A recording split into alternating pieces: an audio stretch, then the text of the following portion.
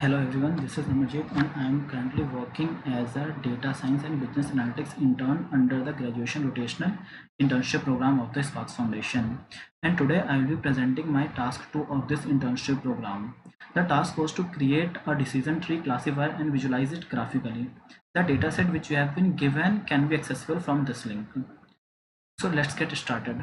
I have imported the required libraries which are numpys as np, pandas as pd, matplotlib.pyplot as plt and c1 as sns. I have imported the dataset. The first 5 rows of dataset look like this. The, the dataset contains 150 rows and 5 columns. And the columns are the sepal length, sepal width, petal width of a specific flower, and the last column shows the species of that flower, and the last column is our label column which we have to predict. So here we can see the value ranges for the various feature of sepal length, sepal width, petal width, that is the mean, standard deviation, minimum, 25 percentile, 50 percentile, 75 percentile, and max of these features. Let's check out the label column, that is species column. The species column contains versicolor, virginica, and setosa, and this count clause shows the number of instances of this different species. It's look like balanced. The main idea we have here is, can we develop a model that we can use so that later on if we pick a flower and take its measurement of petal length, petal width, sepal width, this can actually predict what the species of flower is, so we don't need to bother for any biological test to classify the species.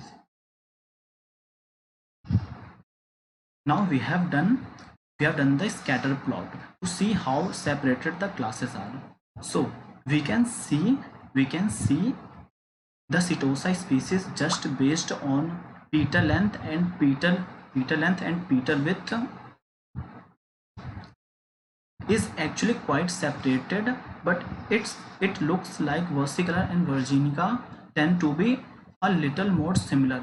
So we are gonna have probably some issues of separating out versicolor and virginica. As we have done the pair plot, and we can see in all of this the Setosa, the blue point are quite separated from other two. You can see based on sepal length and sepal width, there is a lot of crossover. There is a lot of crossover between versicolor and virginica. However, the little more separated when it comes to petal length and petal width.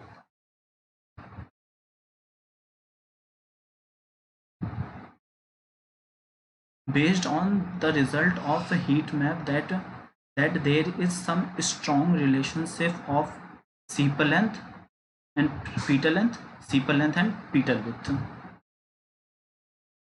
Now we'll introduce the machine learning library for creating a decision tree classifier.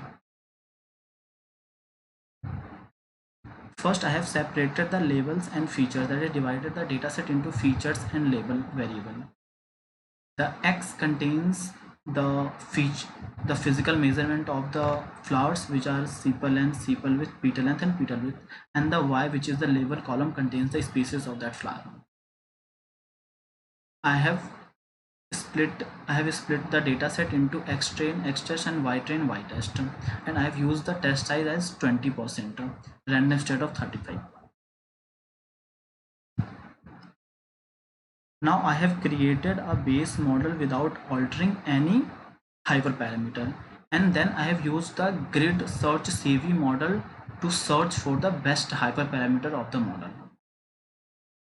I searched for the parameter max depth and max leaf nodes, and after fitting the grid model on X train and Y train dataset, I got the hyperparameters as max depth of 5, max leaf nodes of 4, which is efficient and best for this model.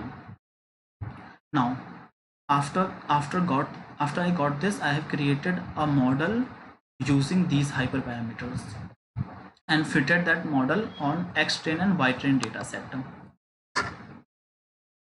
Now the prediction of the testing set. This table this table shows the actual and the predicted species of the testing set.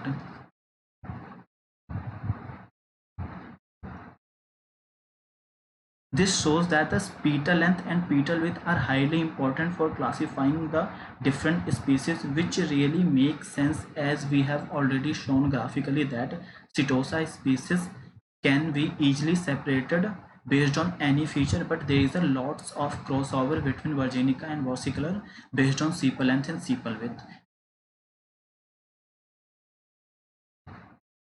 And we have also seen that the correlation between the petal length and sepal length, petal width and sepal width is quite high.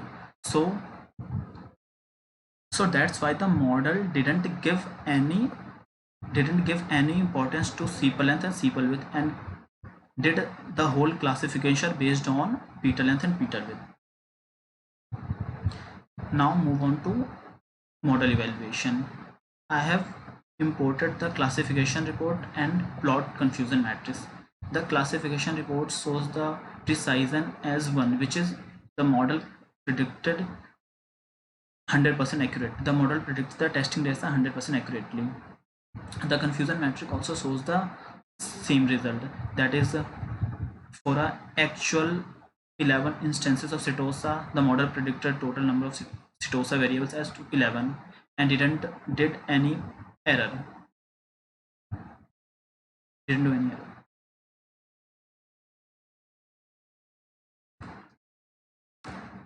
The decision tree for this model looks like this, where the most important feature in classifying the species is petal length and petal width. The most important is petal width and then the petal length. After doing all this, I have retrained the model on the full dataset in a sense to take full advantage of dataset. And this is our final decision tree.